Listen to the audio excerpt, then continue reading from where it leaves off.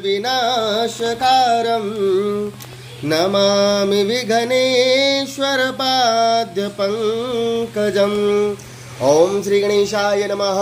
विघ्नहर्ता सहित कल्याणकर्ता गणपतिर्देवताभ्यो सहितयं च नारायणं पूजनं प्रीत्यर्थयभ्यं श्री सत्यनारायण देवताभ्यो च अरिष्टनेमिभ्यो नमो।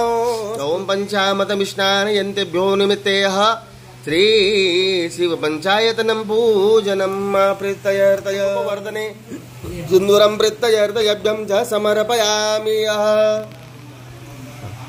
तीनों को एषतेः श्री कृष्णाय गोविंदाय जगद्वीताय नमो नमः। अब गुलाल रक्ष रक्ष मलयाचनं गुलाल देवताभ्यो यावतः पूजनं चभ्यो प्रीत्यर्थयभ्यं वाणी हिरभ्यां देवताभ्यो कंकु स्वस्ति नो वृद्ध सर्वाः स्वस्ति नः पूकाः विश्ववेदाः स्वस्ति नक्षत्रो अरिष्टनेमिः स्वस्ति नो बृहस्पतिर् गुरुर्मूर्ति पूजामूलं गुरुर्प्रदः मंत्रमूलं गुरुर्वाक्यं मोक्षमूलय गुरु। वहां पर जाकर देखा तो भगवान विष्णु विराजमान थे, जिनके हाथ में शंख चक्र गधा और पद्म नयन धारण किए हुए थे और गले में फूलों की माला थी। तो नारद जी ने भगवान को हाथ जोड़कर कहा कि हे श्री हरि, आपका न आदि है और ना ही आपका अंत है, आप इनसे हमेशा मुक्त हैं। हे आत्मा, आपको हमारा बारंबार नमस्कार है। वृंदावन बिहारी लाल की जय। तृतीय अध्याय प्रारंभ। तो इसी प्रकार महाराज एक प्राचीन काल समय में राजा उल्कामुख नाम के राजा थे। वह राजा बड़े ही जितेंद्रिय और सत्यवादी थे। वह राजा प्रतिदिन ब्राह्मणों को दान दक्षिणा देकर बड़े ही प्रसन्न रखते थे। परंतु एक दिन उनकी रानी के साथ में नदी के तट पर भगवान सत्यनारायण का पूजन कर रहे थे। तो उसी समय वहां पर एक साधु नाम साहूकार आ जाता है। साहूकार अपनी नौका को किनारे लगाकर राजा को देखने लगा और राजा से पूछा कि हे राजन, आप ये भक्ति श्रद्धा से कौन से भगवान की पूजा कर रहे हैं, मेरी सुनने की बड़ी इच्छा है। राजा ने कहा कि साहूकार, ये संतान प्राप्ति के लिए हम भगवान का पूजन कर रहे हैं। तो महाराज वह साहूकार कहता है कि मेरे घर भी कोई संतान नहीं है, तो क्या मैं भगवान सत्यनारायण का पूजन कर सकता हूँ? तो राजा ने कहा अवश्य, क्यों नहीं, भगवान का पूजन तो कोई भी कर सकता है। अब इसी प्रकार वह साहूकार अपने घर जाकर लीलावती पत्नी से कहता है कि लीलावती, यदि मेरे घर संतान हो जाएगी तो मैं भगवान सत्यनारायण की कथा जरूर करवाऊंगा।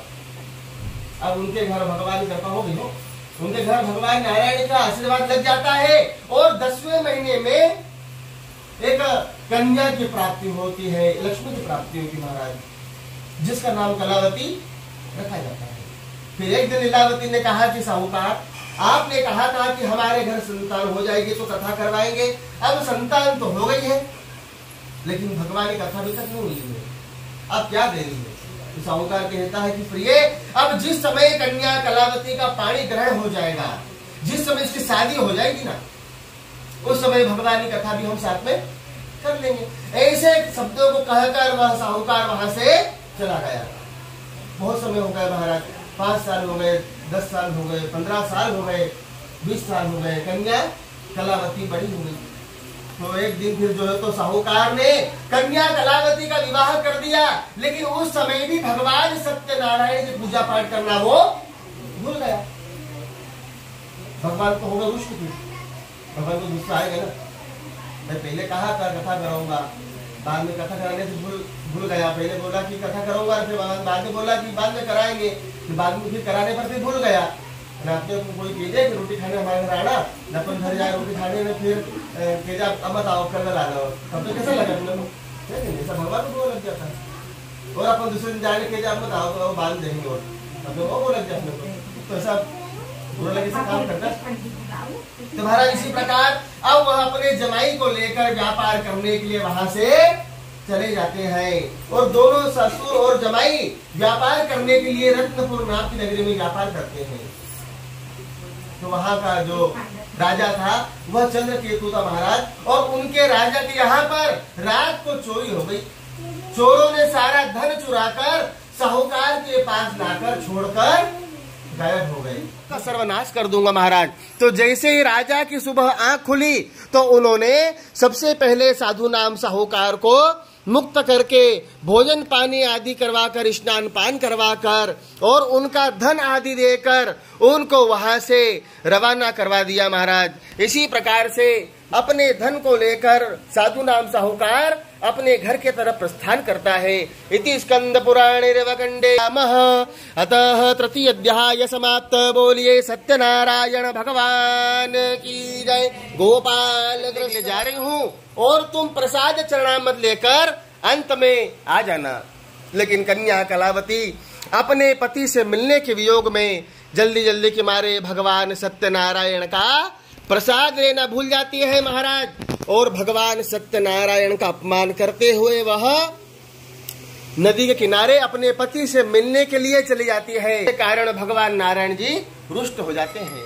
भजे कृष्णदा मोधरम वासुदेवम भजे श्रीधरम माधवम गोपिका वल्लभम श्रीधरम माधवम गोपिका वल्लभम श्रीजानकी नम श्रीरामचंद्रवं भजे राधिका नायकम श्रीकृष्णचंद्रवं भजे। बोलिए सत्यनारायण भगवान की जय हो। नर्मदा मैया की जय हो। मोर मुकुट बंशी भाले लक्ष्मी रमणा प्रभु जय लक्ष्मी रम सत्यनारायण स्वामी सत्यनारायण स्वामी जन पातक हरणा ओम जय लक्ष्मी रत्र जड़ित सिंहासन अद्भुत छविरा ओ प्रभु अद्भुत छविराजे।